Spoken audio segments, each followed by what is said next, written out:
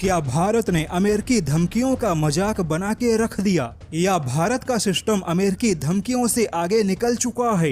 क्योंकि इस बार रूस और भारत ने जो नया रिकॉर्ड बनाया उसके बाद अब अमेरिका के राष्ट्रपति जो बाइडेन अपना सर पटक लेंगे। दरअसल खुद अमेरिका के रक्षा मंत्रालय ने यह स्वीकार किया कि रूस और भारत के दोस्ती में भरोसे और विश्वास में कोई कमी नहीं है। इतना लंबा युद्ध होने के बावजूद भी रूस और भारत के बीच का भरोसा वैसा ही बना हुआ है जैसा कि पहले था।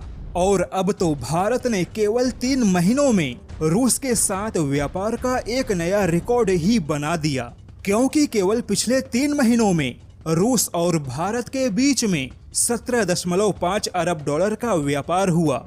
यानी कि यूक्रेन युद्ध से पहले रूस और भारत के बीच में कभी पूरे साल भर में इतना व्यापार नहीं हुआ जितना कि अब केवल 3 महीने में हो गया। सीधे शब्दों में समझे तो भारत के सामने अमेरिकी धमकियों का तंत्र नाकाम हो गया। यहाँ तक कि अब तो भारत बहुत तेजी से रूस के प्रभाव वाले CSTO देशों के बीच में अपने हथियारों से जुड़े संसाधनों के निर्यात को बढ़ा रहा है।